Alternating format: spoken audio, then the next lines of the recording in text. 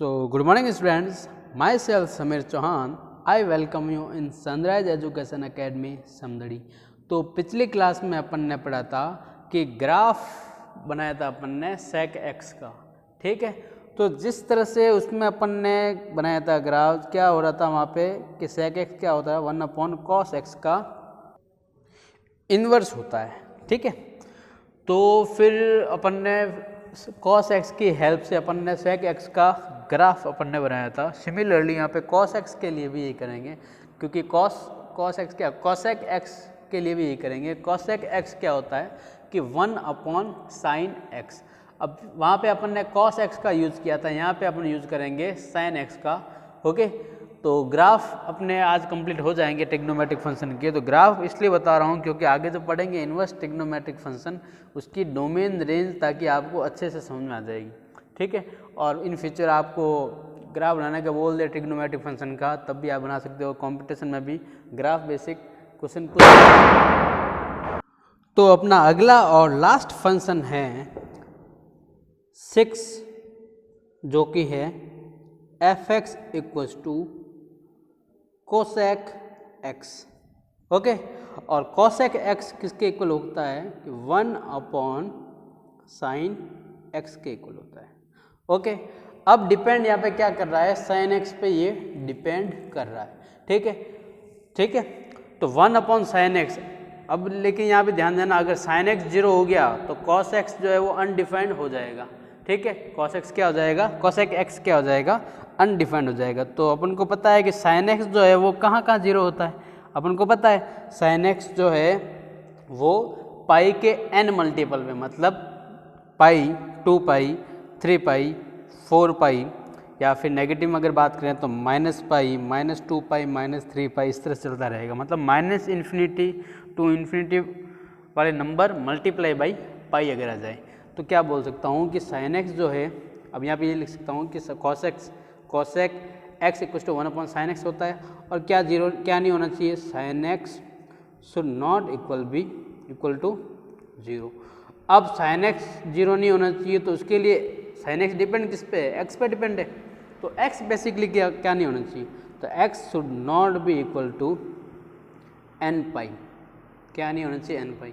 और जहाँ पे n क्या है, n है अपना इंटीजर, जिसको हिंदी में बोलते हैं पूर्णांक। मतलब n कौन सी संख्या लोगे, इंटीजर, मतलब पूर्णांक संख्या। माइनस वाली भी ले सकते हो और प्लस वाली भी आप ले सकते हो, ठीक है। तो माइनस वाली लोगे तो क्या क्या आ जाएगा, जैसे -1 तो -पाई, -2 लोगे तो -2 पाई, -3 पाई, इस तरह से आगे -इन्फिनिटी तक चलता रहेगा।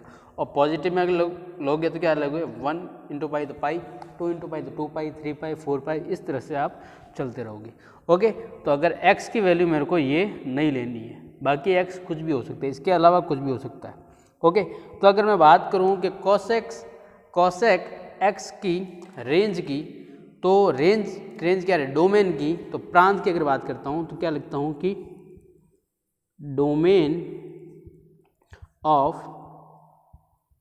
cosec x, ठीक है, जिसको हिंदी में अपन क्या बोलते हैं, हिंदी में बोलते हैं कि cosec x की प्रांत। तो बताओ क्या हो जाएगी, सिर्फ मेरे को ये छोड़ना है, बाकी सब कुछ ले रहा हूँ। तो बाकी सब कुछ में क्या आता है, रियल नंबर। तो रियल नंबर में से अगर मैं ये चीज़ें हटा दूँ, क्या हटा दूँ, ये वाली n पाई में हटा दूँ, जहाँ पे n क्या है कि n मेरा इंटीजर है, तो क्या हो जाएगी, इसकी डोमेन या फिर क्या हो जाएगी, इसकी प्रांत हो जाएगी, ओके। अब बात करते हैं, डोमेन समझ में आ गया। अब बात करते हैं इसकी रेंज की या फिर परिसर की। तो क्या होगा कि रेंज ऑफ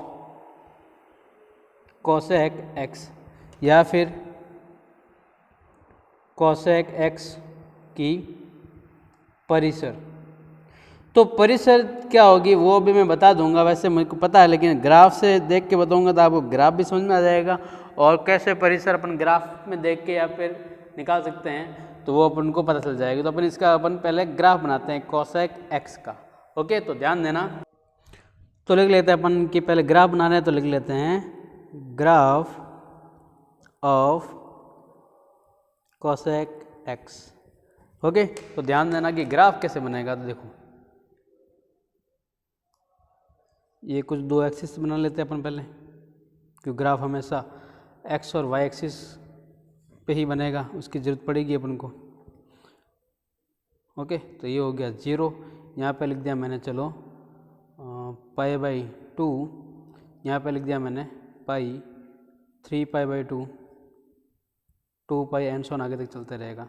यहाँ पे मान लो 1, ये है 2, ये है 3 और आगे तक चलता रहेगा। यहाँ पे -1 -2 और आगे तक चल रहा है। यहाँ पे -pi by 2 -pi -3 pi by 2 -2 पाई और आगे तक ये चलता रहेगा। ओके, तो अब ध्यान देना, कोई भी चीज़ या फिर कोई भी ग्राफ जो है स्टार्ट कहाँ से होता है, 0 से स्टार्ट होगी। कोई भी वैल्यू स्टार्ट कहाँ से होगी, 0 से स्टार्ट होगी। तो अपन को पता है cosec x इक्वल टू होता है 1/sin x, ठीक है। और अपन को n पाई पे क्या होगा, ये अनडिफाइंड हो जाएगा। sin x की वैल्यू अगर मैं n पाई की समथिंग कुछ एंगल डाल दूँ x की जगह, तो क्या हो जाएगा, x मेरी अनडिफाइंड हो जाएगा। मेरे को ये वाली वैल्यू लेनी ही नहीं है, ठीक है। इस पर ये चीज़ें मैं हटा दूंगा। तो क्या क्या है, क्या क्या हट जाएगा, अपना पाई हट जाएगा। पाई पे क्या हो जा रहा है, ये अनडिफाइंड, तो पाई पे मैं डॉटेड लाइन कर दूंगा। मतलब पाई पे ये क्या वैल्यू देगा, अनंत वैल्यू देने लग जाएगा। पॉजिटिव देगा या फिर नेगेटिव देगा, वो मैं ग्राफ के अकॉर्डिंग आपको बता दूंगा। तो -पाई पे भी क्या होगा, ये अनडिफाइंड होगा। पॉजिटिव भी हो सकता है, नेगेटिव भी हो सकता है। अब कैसे होगा, ये अपन ग्राफ जब बनाएंगे तब अच्छे से समझ में आ जाएगा। ओके, तो चलो बात करते हैं, 0 एंगल से स्टार्ट करते हैं। तो हमको पता है कि जब मैं साइन की वैल्यू 0 रखूँगा तो 0 भी नहीं रख सकता, क्योंकि n की वैल्यू अगर 0 रखूँ तो 0 पर भी ये क्या देगा, मेरे को अनंत वैल्यू देगा। क्या देगा, अनंत वैल्यू ही देगा। अब ध्यान देना, देखो अगर मैं बात करता हूँ 0 से स्टार्ट करूँ, तो जब मैं इसमें 0 वैल्यू पुट करूँगा, ठीक है, तो साइन 0 0 होता है और 1/0 कितना दे देगा, अनंत। मतलब 0 पे वैल्यू क्या होगी, अनंत होगी। 0 पे वैल्यू कितनी देगी, अनंत देगी। मतलब ग्राफ कहीं अनंत से स्टार्ट होगा। क्योंकि पॉजिटिव क्यों ले रहा हूँ, क्योंकि 1/0 मेरे को पॉजिटिव इन्फिनिटी देता है, ठीक है। -1/0 होता तो वो मुझे -इन्फिनिटी वैल्यू देता, लेकिन 1/0 दोनों साइड पॉजिटिव है, तो 1/0 क्या हो जाएगा, इन्फिनिटी। मतलब इन्फिनिटी से कहीं ये ग्राफ स्टार्ट होगा, ठीक है। कहाँ से स्टार्ट होगा, इन्फिनिटी से कहीं ये स्टार्ट होगा। ओके, अब बात करते हैं, चलो इन्फिनिटी से स्टार्ट हो गया। 0 से पाई बाई 2 तक के बीच की बात करूँ तो 0 पे मुझे पता चल गया कि इन्फिनिटी से आ रहा है। अब अगर मैं पाई बाई 2 तक जाऊँ, तो अगर मैं x की वैल्यू रखूँ यहाँ पे पाई बाई 2, तो साइन पाई बाई 2 क्या देगा, मेरे को 1 दे देगा। और 1/1 क्या होता है, सिंपल 1। तो बेसिकली क्या दिख रहा है मुझे कि 0 रखने पर पॉजिटिव इन्फिनिटी से ये ग्राफ क्या होगा, डिक्रीज होना स्टार्ट होगा। और जैसे जैसे मैं एंगल यहाँ पे आगे बढ़ाता जाऊँगा, तो ग्राफ की वैल्यू भी क्या होगी, धीरे धीरे कम होती जाएगी। और कितनी कम होगी, जैसे मैं पाई बाई 2 पर आऊँगा, ये वैल्यू यहाँ पे 1 तक आ जाएगी। कितनी तक आ जाएगी, 1 तक। तो बेसिकली क्या हो जाएगा कि cosec x का ग्राफ जो है स्टार्ट होगा 0 पे, स्टार्ट होगा अनंत से स्टार्ट होते हुए जैसे जैसे मैं वैल्यू आगे बढ़ाऊँगा, तो ग्राफ की वैल्यू इस तरह से ये डिक्रीज होते हुए नीचे नीचे आती रहेगी।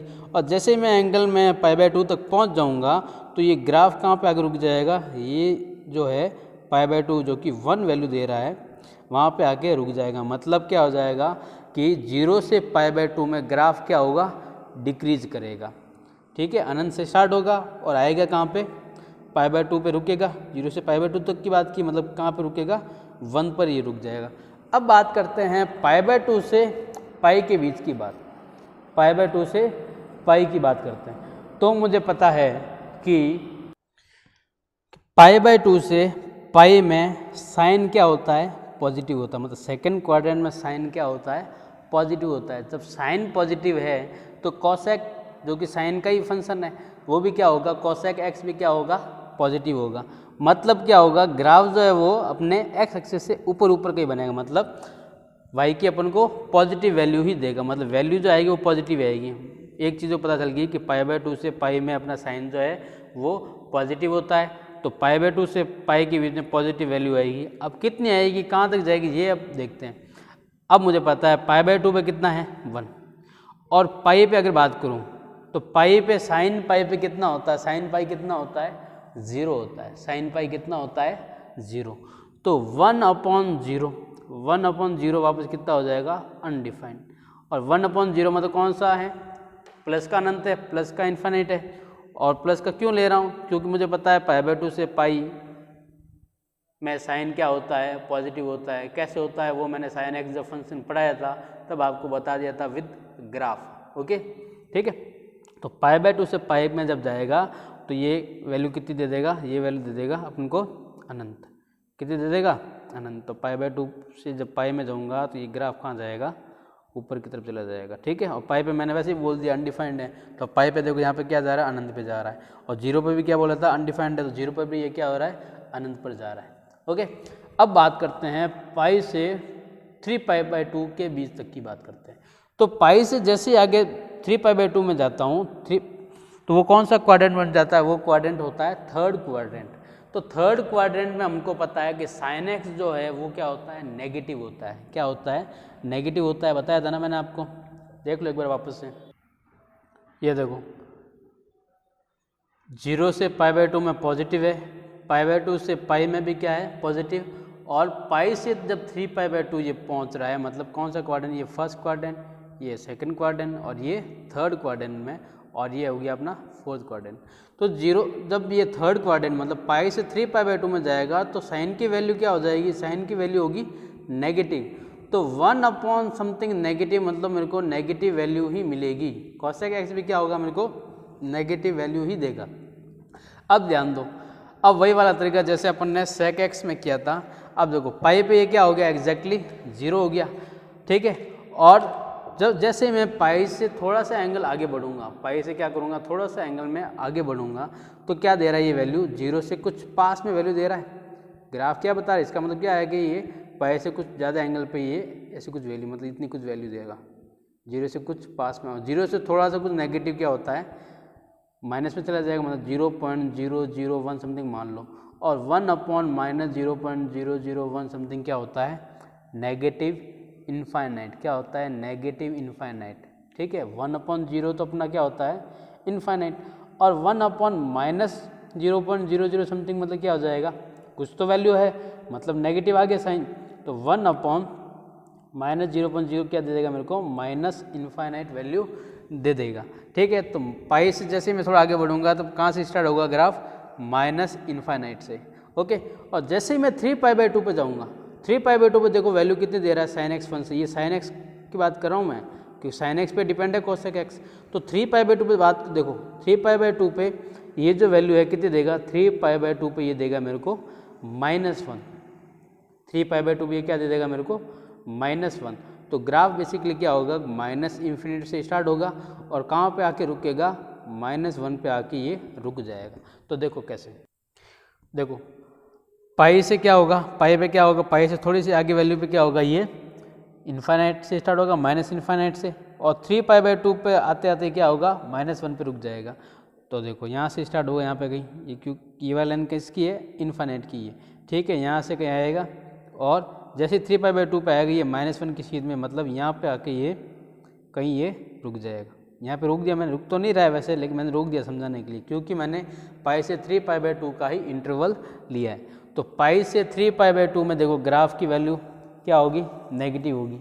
अब 3π/2 से 2π, मुझे पता है कि साइन जो है वो फोर्थ क्वाड्रेंट में भी क्या होता है, नेगेटिव ही होता है। तो जब साइन नेगेटिव है तो 1/नेगेटिव समथिंग क्या होगा, नेगेटिव, मतलब कॉसेक एक्स की वैल्यू भी क्या आएगी, नेगेटिव ही आएगी। तो मुझे पता चल गया ग्राफ जो है ऊपर तो नहीं जाएगा, मतलब ऊपर तो नहीं बनेगा, बनेगा नीचे कहीं बनेगा। अब कैसे बनेगा, इधर तो नहीं जा रहा कहीं, या फिर इधर जा रहा, देखो कैसे। तो 3π/2 पे इसने वैल्यू कितनी दे दी, -1। ठीक है। 3π/2 पे इसने -1 वैल्यू दे दी। अब 3π/2 से जैसे मैं आगे बढ़ूंगा तो अब क्या वैल्यू देगा, तो बात करते हैं साइन की, क्योंकि साइन एक्स पे ये डिपेंड है। तो साइन एक्स का उल्टा कर देंगे तो अपन को मिल जाएगा। तो साइन एक्स की देखो ग्राफ, देखो 3π/2 से पाई, 3π/2 से जब ये 2π की तरफ जा रहा है तो क्या हो रहा है, बेसिकली क्या हो रहा है, -1 से ये चल के किस तरफ जाने की कोशिश कर रहा है, साइन एक्स फंक्शन की बात कर रहा हूँ। तो -1 से स्टार्ट होके जाने की कोशिश कर रहा है, ये 0 की तरफ जाने की कोशिश कर रहा है। किसकी तरफ, 0 की तरफ जाने की कोशिश कर रहा है। लेकिन एग्जैक्टली 0 नहीं बोल रहा, 2π पे ही जीरो होगा। लेकिन 2 पाई से पहले तक की बात करूँ तो जीरो से कुछ छोटा नंबर होगा, मतलब -0.001 समथिंग ये वैल्यू दे देगा। -1 से कितनी वैल्यू दे देगा, कितनी वैल्यू दूंगा, 1 मिनट, -1 से स्टार्ट होगा और 0 तक आने की कोशिश करेगा और एग्जैक्टली 2 पाई पे ये 0 होगा। ठीक है, तो जब 2 पाई से कुछ एंगल पहले की बात करूँ तो माइनस में कुछ होगा, 0 के नज़दीक है तो 0 पॉइंट समथिंग 001 पॉइंट समथिंग कुछ ले लूँ। ठीक है, बेसिकली क्या हुआ, क्या हो गया, तो 0 पॉइंट समथिंग कुछ, तो क्या हो जाएगा, ये अनंत तक जाने की कोशिश कर लेगा। क्या कोशिश करेगा, अनंत तक, मतलब -1 से अनंत तक जाने की कोशिश करेगा। क्योंकि देखो 3π/2 पे -1 था, तो cosec 3π/2 कितना हो जाएगा, 1/-1 sin x की बात करूँ, क्योंकि देखो cosec x क्या होता है, 1/sin x होता है। अब cosec 3π/2 अगर मैं रखूँगा, ठीक है, प्लस का, तो क्या हो जाएगा 1/sin 3π/2। तो 1/sin 3π/2 की वैल्यू होती है -1, तो कहाँ से स्टार्ट होगा, -1 से स्टार्ट होगा, ये तो मेरे को पता चल गया। ठीक है, अब 2 पाई पे ये क्या आ जाएगा, पॉजिटिव में चला जाए या फिर नेगेटिव चला जाएगा, ये अपन को देखना है। तो 2 पाई में जब मैंने, और मुझे पता है कि साइन एक्स जो है 4th क्वाड्रेंट में क्या होता है, नेगेटिव, मतलब नेगेटिव में ही रहेगा, ऊपर तो नहीं जाएगा ये। ठीक है, मतलब पॉजिटिव क्वाड्रेंट में तो नहीं जाएगा। अब 2 पाई की जब मैंने बात की तो 2 पाई पे एग्जैक्टली ये 0 हो रहा है, तो 2 पाई से पहले अगर बात करूँ तो -1 से, और 2 पाई से जस्ट पहले की बात करूँ तो -1 से बेसिकली वैल्यू कहाँ तक जा रही है, -0.001 मान लिए। ठीक है, तो -1 से कितनी वैल्यू जा रही है, -0.001। तो cosec x की अगर बात करूँ, cosec x की, तो 1/-1 से वैल्यू कहाँ तक जा रही है, 1/-0.001, मतलब -1 से किस तरफ जाने की कोशिश कर रहा है, -∞ की तरफ जाने की कोशिश कर रहा है। ठीक है, मैंने एग्जैक्टली 2 पाई नहीं लिया है, 2 पाई से जस्ट पहले वाली, 2 पाई पे तो सिंपल 0 हो जाएगा। ठीक है, तो देखो इधर, तो वैल्यू कहाँ पर जाएगी, -1 से कहाँ तक जाने की कोशिश करेगी, -∞। तो -1 तो ये रही वैल्यू। ठीक है, अब जैसे 3π/2 से आगे बढ़ूंगा, 3π/2 से आगे बढ़ गया और 2 पाई के बीच में, तो क्या देगा वैल्यू मेरे को, ये इस तरह से अनंत की तरफ जाने की कोशिश कर लेगा। ओके, फिर आगे यही पैटर्न फॉलो करता रहेगा, 0 से पाई में ऊपर की तरफ, पाई से 2 पाई में नीचे की तरफ बन जाएगा, 2 पाई से 5π/2 वापस ऊपर की तरफ, फिर 5π/2 से 3 पाई तक वापस नीचे बनेगा। अब बात करते हैं नेगेटिव में, अगर देखें नेगेटिव एंगल में बात करें तब ग्राफ अपन को क्या चेंजेस दे रहा है वो देख लेते हैं। तो ध्यान देना, 0 पे एग्जैक्टली कितना था, 0 पे एग्जैक्टली ये था अपना इन्फिनिटी। ठीक है, तो अब मैं 0 से -π/2 के बीच की बात कर रहा हूँ, 0 से -π/2 के बीच की बात, एग्जैक्टली 0 नहीं, 0 से कुछ पहले, कुछ कम, 0 से कुछ कम मतलब -0.001, मतलब वही वाली चीज़, 1/-0.001 मतलब माइनस अनंत से ही स्टार्ट होगा। ठीक है, 0 से कुछ पहले मतलब, 0 से कुछ पहले मतलब थोड़ा सा एंगल और कम, 0 से भी थोड़ा कम। ठीक है, तो वैल्यू कहाँ से आएगी, -∞ से आएगी, -∞ से आएगी। और -π/2 पे हमको पता है कि साइन की वैल्यू कितनी होती है, साइन की वैल्यू होती है -1, और कॉसेक क्या होता है, देख लो एक बार वापस से समझ लो। देखो ध्यान देना, cosec x होता है 1/sin x। अब मैं बात कर रहा हूँ नेगेटिव में। ठीक है, नेगेटिव एंगल के लिए, क्या रे पाई, ओके चलो। तो 0 पे तो एग्जैक्टली क्या था, इनफाइनाइट। 0 से कुछ पहले अगर वैल्यू देखूँ, 0 से कुछ एंगल पे, तो 0 से कुछ एंगल पे वैल्यू मुझे क्या देगा, 0 ही कुछ देगा। ठीक है, मतलब नेगेटिव में कुछ देना देगा। साइन का ग्राफ देखो, साइन का ग्राफ क्या होता था, इस तरह से होता था ये वाला, और इसमें इस तरह से यूँ जा रहा था। ठीक है, तो 0 से कुछ पहले ये क्या वैल्यू दे रहा था, नेगेटिव वैल्यू, मतलब 0 से -π/2 के बीच की अगर वैल्यू की अगर बात करूँ तो क्या दे रहा है मेरे को, नेगेटिव। और 0 से कुछ पहले देखो तो क्या देगा, 0 से थोड़ी और कम वैल्यू, मतलब -0.001 ले लो, और 1/-0.001 मतलब क्या हो गया, -∞ के करीब। और एग्जैक्टली अगर -π/2 पे अगर आ जाऊँ तो साइन -π/2 क्या होता है, ये होता है मेरा -1। तो 1/-1 कितना हो जाएगा, -1। मतलब ग्राफ कहाँ से स्टार्ट होगा, यहाँ से अगर आगे चलूँ तो -∞ से, और जाके रुकेगा कहाँ, -π/2 पे -1 वैल्यू दे देगा। तो ध्यान देना 0 पे ये स्टार्ट होगा -∞ से और -π/2 पे कहाँ पे आके रुकेगा, -1 पे, मतलब ग्राफ स्टार्ट होगा यहाँ से कहीं स्टार्ट होगा, ठीक है। और -π/2 पे वैल्यू कितनी दे देगा, ये -π/2 पे ये वैल्यू दे देगा मेरे को -1।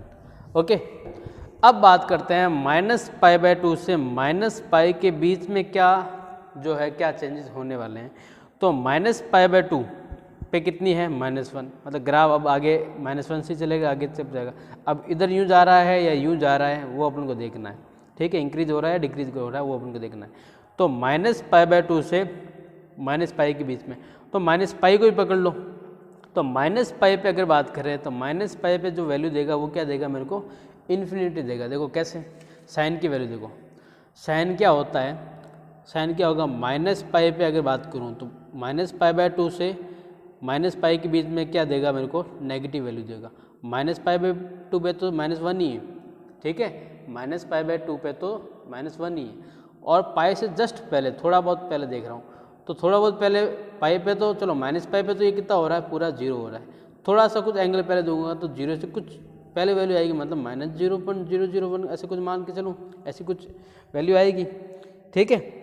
तो क्या हो जाएगा, -1, 1/-1 और क्या हो जाएगा 1/-0.001, मतलब -1 से कहाँ जाएगा ये, -अनंत की तरफ। मतलब क्या होगा, -1 से अभी वापस ग्राफ क्या होगा, ऊपर की तरफ मुड़ जाएगी, इस तरफ मुड़ जाएगा, ठीक है। और इस तरफ मुड़ के कहाँ पर जाएगा ये, -अनंत की तरफ। क्यों, क्योंकि cosec x है, साइन अगर होता तो नीचे चला जाता, ठीक है, साइन अगर होता तो यूँ चला जाता। ओके, चलो अब इसमें भी क्या होगा, ये पैटर्न आपका फॉलो होता रहेगा। जैसे 0 से π के बीच में ये वाला ग्राफ बनेगा, π से 2π में वापस उल्टा वाला, सिमिलरली 0 से -π में इस तरह से ग्राफ बनेगा, ओके। और -π से -2π में उल्टा वाला ग्राफ बनेगा, मतलब कहाँ जाएगा, ऊपर की तरफ चला जाएगा। इस तरह से यहाँ पे कुछ वैल्यू आ जाएगी, ठीक है। और ग्राफ इस तरह से स्टार्ट होगा, वही पैटर्न बनता रहेगा, ओके। और कैसे बन रहा है ये आपको मैं बता चुका हूँ, ठीक है। एक एक एंगल लेके आप देख सकते हो, -π से -3π/2 में वैल्यू कहाँ से कहाँ तक जाने की कोशिश कर रही है, इस तरह से देख सकते हो आप, ओके। अभी साइन के ग्राफ को देखो, बेसिकली साइन का ही ये उल्टा है, क्योंकि cosec जो होता है 1/sin x होता है। तो क्या करूँ, अगर मैं इसको टिल्ट कर दूँ, अगर मैं क्या करूँ, टिल्ट कर दूँ, तो क्या कर दूँ, जैसे देख 0, ग्राफ क्या है साइन का, इस तरह से यूँ है। अगर मैं यहाँ से यहाँ तक, जैसे क्या हो रहा था, पाई था, यहाँ पे क्या हो रहा था, -π, यहाँ पे -2π, यहाँ पे क्या है 2π। अगर 0 से π में देखो तो 1/sin x जो है, तो क्या हो रहा है, इसका उल्टा, मतलब यहाँ से जो वैल्यू है ये वाला ग्राफ टोटली उल्टा हो रहा है, मतलब 0 पे जा रहा था और यहाँ पे कहाँ जा रहा है, अनंत की तरफ, मतलब इस तरफ यूँ बन रहा है, समझा कि नहीं बन रहा। अब इसमें अगर बात करूँ तो यहाँ पे क्या हो रहा था, यहाँ पे ये 0 पर जा रहा था और यहाँ पे ये 0 पर जा रहा था, तो यहाँ पे क्या हो रहा था, -1 हो रहा था, तो -1 से ये इस तरह से यूँ जा रहा है, ठीक है। तो sin x का उल्टा ही है cosec x। इसमें भी क्या है, देखो सिमिलरली यहाँ पे क्या हो रहा था, यहाँ पे क्या हो रहा है, 0 की तरफ जा रहा है, यहाँ पर ये 0 की तरफ जा रहा है, और जब ये 0 की तरफ जाएगा sin x, तो ये किस तरफ जाने की कोशिश करेगा, -∞ की तरफ। और ये जब नेगेटिव की तरफ जाने करेगा तो ये क्या करेगा, -∞ की तरफ। तो देखो ग्राफ क्या बन रहा है, इस तरह से यूँ, फिर यहाँ पे यूँ, फिर यहाँ पे यूँ। सिमिलरली इसमें भी देख लो, यहाँ पे ये क्या हो रहा है, इस तरह से इसको उल्टा कर दो, मिरर इमेज, जैसे मिरर इमेज की तरह देख लो। अगर मान लो यहाँ पे मैं मिरर रख दूँ तो मेरे को इसकी जो इमेज है वो इस तरह से यूँ मिलेगी। यहाँ पे मान लो अगर मैं इमेज रख दूँ, मिरर रख दूँ, तो इसकी इमेज मुझे क्या मिलेगी, इस तरह से यूँ मिलेगी, इस पार्ट की यहाँ तक की। या फिर यहाँ पे मैं अगर मिरर रख दूँ तो इस पार्ट की इमेज क्या मिलेगी, इस तरह से यूँ मिलेगी। एक तरह से मिरर इमेज ही होती है, sin x जो है वो cosec x का मिरर इमेज ही होता है, ओके। और यहाँ पे अगर मैं रख दूँगा तो मुझे क्या मिलेगी, इमेज यूँ मिलेगी, ठीक है। तो यही अपना क्या होता है, ग्राफ। सिमिलरली अपन ने जो sec x पढ़ा है उसमें भी होगा। तो अब ध्यान देना कि cosec x की रेंज अब आप निकाल सकते हो, कैसे, कि cosec x जो है वो क्या क्या वैल्यू गेन कर रहा है, क्या क्या वैल्यू उसकी हो सकती है। तो क्या क्या हो सकती है वो देख लो। 1 ग्राफ मतलब जहाँ जहाँ पे जा रहा है वो वैल्यू हो सकती है, जैसे 1 भी आएगा, 1 से लेके अनंत तक, ठीक है। और इधर में अगर बात करें तो -1 से लेके अनंत तक जा रहा है, इधर भी देखो तो -1 से अनंत तक की है। ठीक है, तो बेसिकली अगर रेंज की अगर बात करें कॉसेक एक्स की, तो 1 से तो इन्फिनिटी वैल्यू ले सकता है पॉजिटिव में, और नेगेटिव में -∞ से -1 की वैल्यू ये ले सकता है।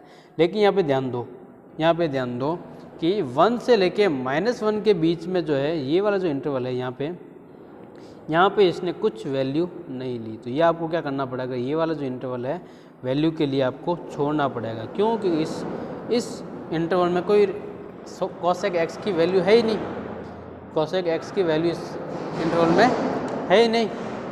तो अगर मैं रेंज लिखना चाहूँ तो रेंज क्या हो जाएगी कि -∞ से -1 क्लोज ब्रैकेट, फिर यूनियन ही तो कर रहा हूँ बेसिकली, यहाँ से तक की और इन तक की वैल्यू का यूनियन, क्योंकि मेरे को ये छोड़ना है, तो यहाँ से यहाँ तक लूँगा और यूनियन कर दूँगा कहाँ से कहाँ तक का, 1 से लेके अनंत तक की वैल्यू का मैं यूनियन कर दूँगा। ओके, तो ये बन जाएगी मेरी कॉसेक एक्स की रेंज या फिर कॉसेक एक्स की परिसर। ओके, तो अब जो है वो अपना मेन चैप्टर जो है इसके बाद स्टार्ट होगा, मतलब ट्रिग्नोमेट्रिक फंक्शन के अपने डोमेन, रेंज और ग्राफ जो भी थे वो अपन ने पढ़ लिया।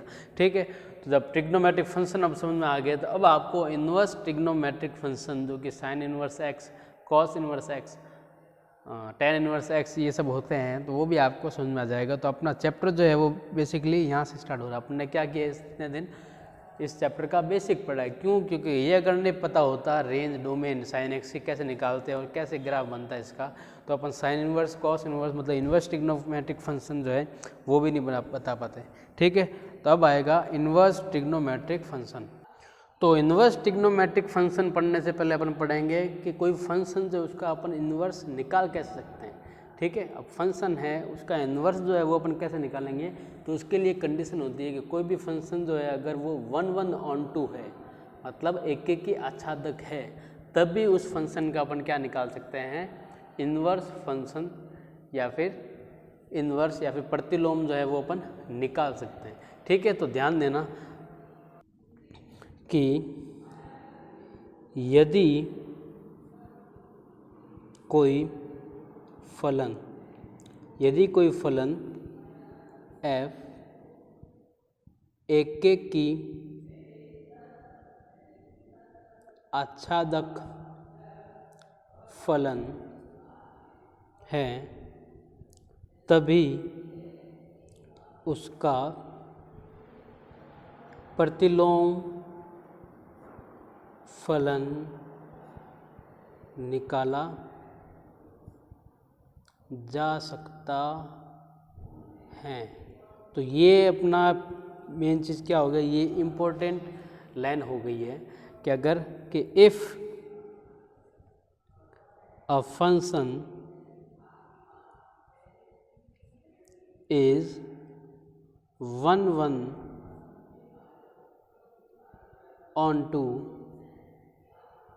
then only its inverse function can be determined। मतलब क्या हो गया कि अगर कोई फलन एक के आच्छादक या फिर 1/1 है, तभी अपन क्या कर सकते हैं, उसका अपन इन्वर्स या फिर प्रतिलोम निकाल सकते हैं। अब एक के आच्छादक क्या होता है, 1/1 क्या होता है। 1/1 मैंने आपको चैप्टर 1 में बता रखा हूँ कि 1/1 का मतलब क्या हो जाएगा कि सेट ए के एलिमेंट जो है वो सेट या फिर सेट बी के एलिमेंट जो है वो सेट ए के एक एलिमेंट के साथ ही रिलेशन बना सकते हैं। ठीक है, तब तो वो हो गया 1/1। और ऑन टू का मतलब क्या हो गया कि सेट बी के जो एलिमेंट है वो एक भी छूटना नहीं चाहिए, मतलब सेट बी के सारे एलिमेंट जो है वो सेट ए के एलिमेंट के साथ रिलेशन बनाना चाहिए। तो देखो कैसे, मतलब इस तरह वाला फंक्शन, किस तरह से, इस तरह से, जैसे मान लो ये सेट ए है, ये है बी, यहाँ पे 1 2 3, यहाँ पे ए बी सी, मतलब ये जो है ये हर एक इसके सिंगल के साथ ही होना चाहिए। ठीक है, और बी के कोई भी एलिमेंट जो खाली छूटने भी नहीं चाहिए। मतलब क्या होगा कि एक तरह से ये भी बोल सकता हूँ कि बी की जो प्री इमेज है वो ए की होनी चाहिए। सेट बी के जितने भी एलिमेंट है उनकी प्री इमेज सेट ए में कोई यूनिक ही होनी चाहिए, तभी मैं बोल सकता हूँ वो क्या फंक्शन है, वो फंक्शन क्या है या फिर वो फलन क्या है, 1 1 ऑन 2 या फिर एक के आच्छादक। ठीक है, अभी अपन करेंगे नेक्स्ट क्लास में कैसे अपन एक के अच्छे से देख सकते हैं ग्राफ से अपन, तो वो पढ़ेंगे। अगर जैसे मान लो कोई ट्रिग्नोमेट्रिक फंक्शन है उसमें क्या होगा कि कोई फंक्शन जो है वो 1 1 ऑन 2 या फिर एक के आच्छादक नहीं होंगे, तो अपन क्या करेंगे उस वाली रेंज को छोड़ देंगे और दूसरी रेंज में अपन जहाँ पे एक के आच्छादक दिख रहा है वहाँ पे अपन उसको क्या करेंगे इन्वर्स फंक्शन निकालेंगे। ओके, तो तब तक के लिए अपन क्या करेंगे रिवीजन कर लेना। Okay, thank you.